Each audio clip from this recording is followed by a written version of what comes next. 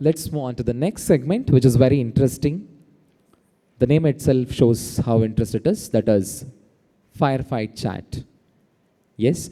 So for this chat, I'm requesting our speakers on stage. Firstly, Mr. SUMANTRA BIBHUTI BAROOAH, Consulting Editor, ETAuto, The Economic Times. Please, you are requesting on stage. And next, I'm requesting Dr. VESELIN BRANKOVIC, Chief Sales Officer, NOVELIC, Sona Comstar Group Member. And next, I'm requesting Mr. Praveen Pothumahanty, Partner, EY-Parthenon. And last, I'm requesting Martin Fritz, CEO, 4Active Systems. Requesting all the speakers to occupy your seats on the stage. Thank you, Raj. And good morning, everyone. And a warm welcome to this conference.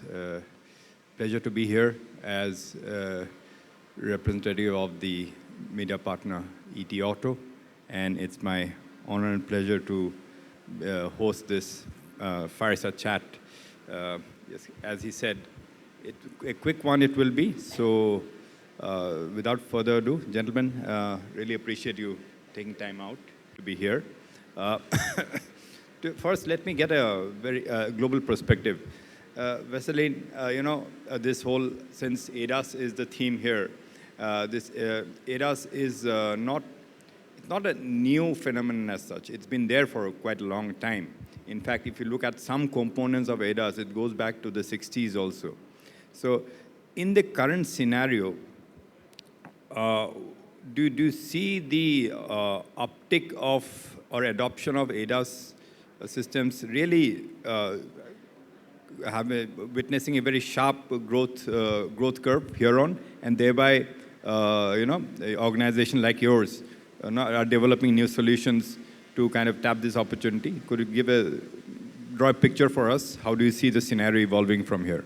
So I think a lot of technology is developed right now, but we should be realistic. We need to have solutions which can be adapted fast. We need to start with something. ADAS is not autonomous driving. ADAS is actually providing assistance to the drivers, and only this small thing can improve the safety context. We don't need to have something very fancy. We can start right now. So this technology is available. These technologies are normally also affordable. They're not so expensive. So we don't need to have necessarily very, very strong CPU units. We don't need to have fusion right now in also low-cost models. But we can do, with a smaller steps, significant improvement of the safety conditions. So this is actually the basic idea, which could be also realistic. Also for the two-wheelers, there is practical solutions right now for the awareness, which are affordable. But we need to try to deploy them. Two key words I take up, pick from your comments. One is expensive, one is affordable. And both are, of course, two sides of the same coin. And when we are sitting here in India, in Bengaluru, and it is as much, it is perhaps the most promising, one of the most promising markets globally for automotive. At the same time, one of the most competitive, if not the most competitive, but by far the most cost conscious. So as a supplier, how much are you pushing the envelope in terms of developing, let's say, new? Because when it comes to these assisted driving technology, radar, LiDAR especially, very, very expensive. So how do you see this kind of this cost curve taking a dip southwards? So at the moment, I think the radar-based solutions and the camera solutions are something which can be deployed very fast. LiDAR is trying to be commodity product, but there needs to come actually in a cost range which are together compared to today, maybe 5 or 10 times less in order to be deployed widely. So this is actually a situation we do have. Also, if you look at what is happening in Europe, what is happening in US, People was promising to have autonomous driving in these years, but it will not happen like this. So that means it's a question of the affordability, it's a question of actually liability, which is still not covered in a proper way. Right? So it's a long way. So it's And another key word, liability, as you put. And Martin, I'll come to you. I mean, the liability and testing, they have a kind of connection, testing and validation. The more robust the testing and validation process, the less chances of liability, right? So, and therefore, that's where your organization like yours come into play. I mean, for those who may not be familiar, Martin's organization, they make dummies, which, as we all know, are they play a very key role. Dummies so far, it's been more talked about, and when it comes to crashes, car safety crashes, but now with autonomous driving and ADAS system development, they become very, very crucial. It's not just about a dummy, as we know, but it's much more than that. There's a science behind it. There is design, very, very crucial. Just draw a picture for us in terms of how crucial, how much of focus do you do? What are the 2-3 key areas that you focus on to develop these dummies and the related systems so that the partners, the tier ones or the OEMs which use these vehicles, these kind of props or the instruments, achieve their desired results? How do you help them? Okay, thank you very much for the question. As you told, we are a developer and producer of test dummies, standardized test dummies and test equipment for test track testing. So test track testing is only one part of car development. A car development is much more. The car should work in the real road. On test track, you have only some part of the real road. Often you have perfect lanes, perfect lane markings, a perfect situation. And we started 2006 already with the first approach, discussing with German's OEMs in this side. Everyone makes his own test dummy. So Audi made a special sensor, a photometric sensor, and developed their own dummy for this use, for the development of the system. And BMW makes the same. And Volkswagen make also the same. And so we started to discuss, should we not develop a standardized dummy, which is usable for every sensor you have in your car. It's a radar sensor or a LiDAR sensor or whatever, ultrasonic park assistance sensors and so on. And therefore, we started to make big projects with industry consortiums because we have our sensors at our side for development, but a Bosch or a Conti or other tier ones, they have the latest sensors. So, and all these dummies were developed as coming out from a big consortium project, and there are different meanings and different inputs coming into the project. And then we had a final dummy, starting with the pedestrian, a very important target. And then we looked how can we internationalize, standardize this. So we worked on ISO working groups there so that we can say the physical properties, how is this three-dimensional radar signature from the feet to the bottom, how we can standardize the shape, for example. So the beginning was a static dummy, and 2 years later, the industry said, no, we don't need a static dummy. Because a pedestrian is moving the legs. A pedestrian, we can easily analyze with cameras or with radars this movement, so to classify it. But coming back to that, a test on the test track is just one part.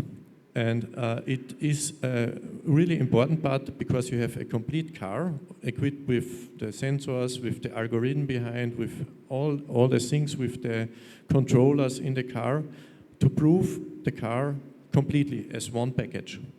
And Euro NCAP started 2014 the first test. 2016 extended, 2018 extended to bicycles, 2020 extended to motorcycles. And they started really easy with very simple testing, then they extended, then they added additional sceneries, first only AEB, then lane changing and everything.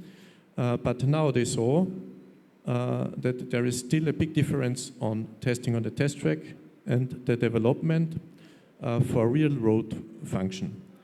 And 2026, they extend the protocol extremely, focusing on robustness. Robustness of the systems, because maybe an easy test can be easily checked that we are in a test situation. And this is what will be the future. And the question to you, I think in Europe it will be extensively starting, because since last year we have a law that every car which comes on the market has to have 8 driver assistance systems. At least AEB, if I'm not wrong. Yes. Yeah, great. Okay. Thanks there.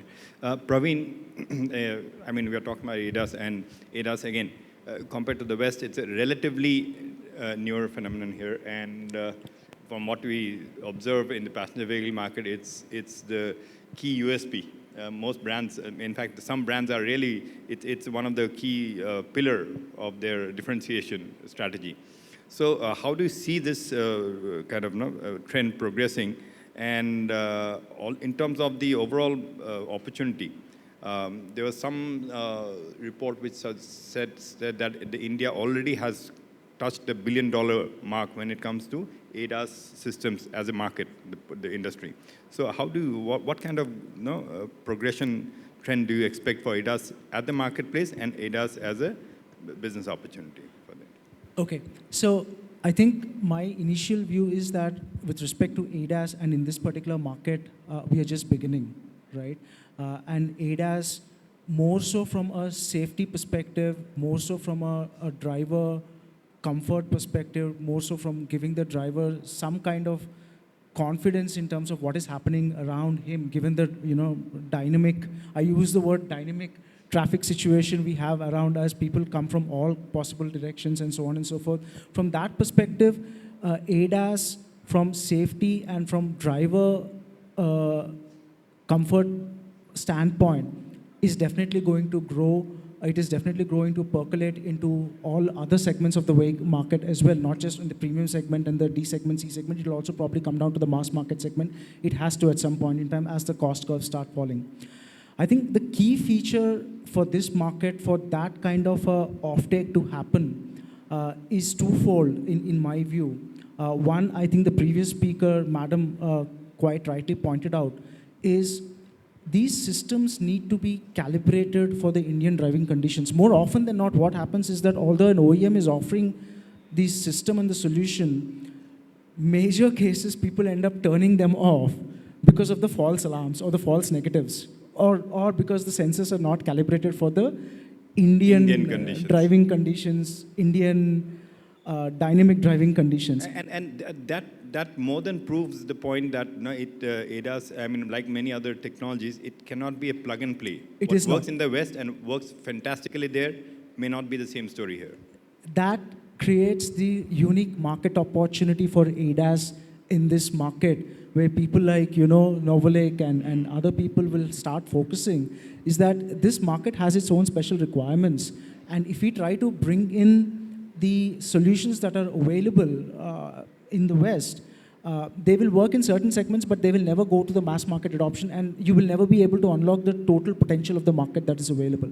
So that is one important feature for us to kind of think about as an industry here, as tier 1 suppliers, OEMs, regulators, and people in the industry like yourself, me, to see how do we make that happen, how do we unlock the unique India opportunity with respect to ADAS. And there's other element to think about as well, is that the passenger car market is going to grow because it is still very, very nascent in terms of our penetration per 1,000 cars per 1,000 population and so on and so forth. So that will grow. With that, the features for ADAS will grow. And if you're able to unlock the unique requirements of this market, then you definitely have hit a jackpot.